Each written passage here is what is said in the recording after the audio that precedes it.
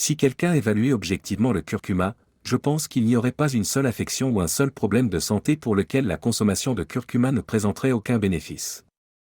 C'est incroyable. Je cultive du curcuma depuis 9 mois. Je l'ai enfin récolté. Ma femme et moi en mangeons. Nous le mâchons simplement. Il a le goût d'une carotte aromatique. Il n'a pas un goût très prononcé, mais il possède des propriétés très puissantes pour la santé.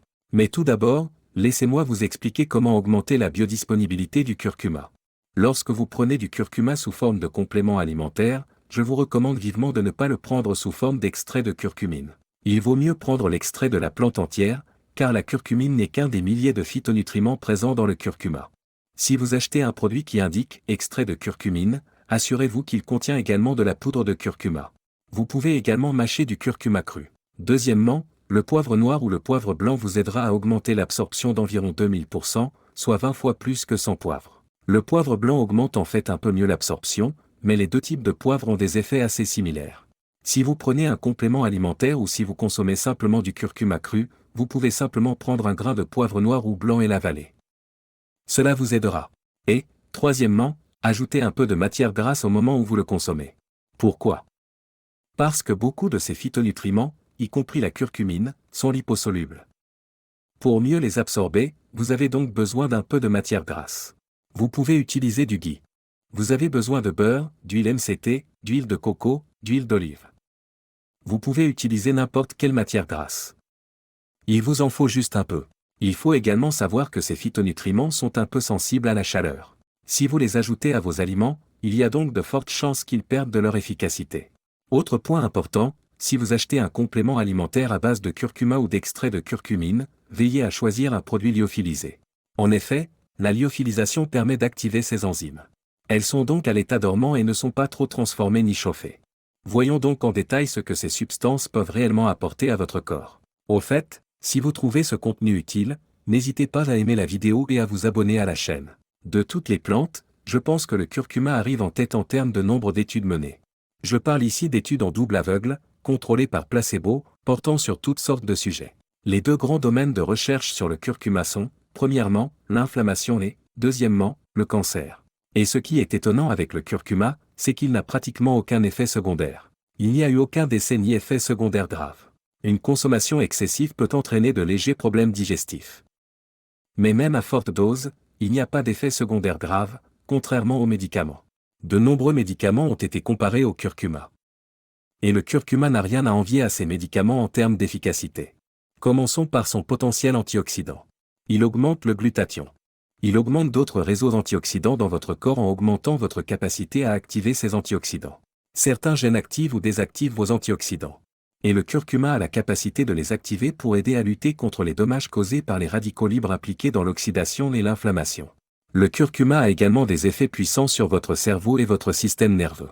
Des tests ont démontré qu'il améliorait considérablement la maladie d'Alzheimer, la maladie de Parkinson et d'autres troubles neurodégénératifs. Il a également été démontré qu'il réduisait la formation de plaques dans le cerveau.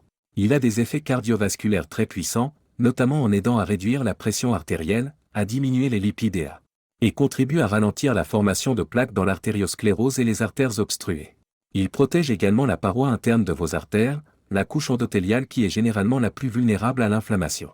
Du point de vue microbien, le curcuma est un puissant antimicrobien, antiviral, antibactérien, anticandida, antifongique, antiparasitaire et anti-H. pylori. Il est donc excellent à prendre en cas d'infection. Il présente de grands avantages pour la dermatite et de nombreux autres problèmes cutanés, notamment le psoriasis. Il est également excellent pour le foie. Il peut protéger le foie contre la formation de graisse et la fibrose, qui se développe après une inflammation du foie. En effet, le curcuma possède de très puissantes propriétés anti-inflammatoires. Il ralentit la fibrose. Certains composants du curcuma augmentent également les sels biliaires. Cela entraîne toute une série d'améliorations de la digestion grâce à l'augmentation des vitamines liposolubles. Le curcuma aide à renforcer la muqueuse intestinale. Ceci est très important pour prévenir les maladies auto-immunes, les allergies et les déficiences immunitaires. La curcumine contenue dans le curcuma cible directement l'ADN pour le protéger contre les dommages causés par les radicaux libres et pour aider à l'améliorer et à le réparer. Elle aide également les cellules endommagées à se suicider. Et c'est une bonne chose.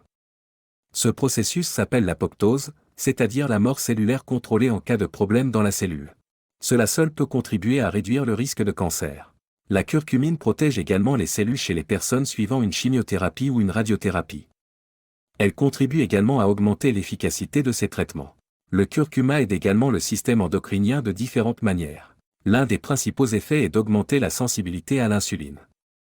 Ainsi, si une personne présente une résistance à l'insuline en tant que prédiabétique ou diabétique, cela aide à augmenter la sensibilité à l'insuline. Il existe plusieurs études à ce sujet, notamment des essais cliniques en double aveugle contrôlés par placebo qui démontrent la protection contre le passage du prédiabète au diabète. Parallèlement, les diabétiques qui prennent ce produit réduisent considérablement les complications liées au diabète.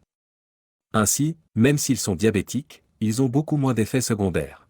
De plus, le curcuma présente de grands avantages thérapeutiques en tant qu'adaptogène. Il s'agit d'un produit qui vous aide à augmenter votre tolérance au stress. Il est également utilisé pour traiter la dépression et l'anxiété, il peut donc aider à soulager les troubles de l'humeur ainsi que les troubles cognitifs. Mais comme je l'ai déjà dit, le curcuma est principalement connu pour ses effets sur le cancer et l'inflammation. De nombreuses recherches ont été menées sur différents types de cancers, non seulement pour cibler directement le cancer, mais aussi pour inhiber bon nombre des mécanismes impliqués dans le cancer. Cela inclut l'inhibition de l'angiogenèse, qui alimente le flux sanguin vers le cancer. Le curcuma aide également à contrer certains des mécanismes utilisés par les cellules cancéreuses et tumorales pour supprimer votre propre système immunitaire. Il aide donc vos cellules à empêcher les cellules cancéreuses de survivre. De plus, une étude a révélé la présence de curcumine dans une cellule cancéreuse du côlon, ce qui signifie qu'elle s'y est retrouvée d'une manière ou d'une autre. C'est une bonne chose, car cela peut avoir des effets très intéressants. De nombreuses voies différentes sont impliquées dans l'inflammation. La curcumine semble donc inhiber la plupart de ces voies, ce qui lui confère un spectre d'action très large contre l'inflammation. Je vais inclure une étude qui montre tous les différents médicaments efficaces contre l'inflammation, puis comment la curcumine imite bon nombre de ces médicaments. La curcumine n'est donc pas réellement une racine.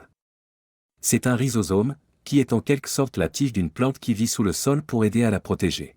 Et comme je l'ai déjà dit, le curcuma n'a pas mauvais goût. Mais si vous ne le cultivez pas, rendez-vous simplement à l'épicerie. N'hésitez pas à en acheter du bio et à en manger 2 ou 3 par jour pour prévenir de nombreux problèmes. Délicieux.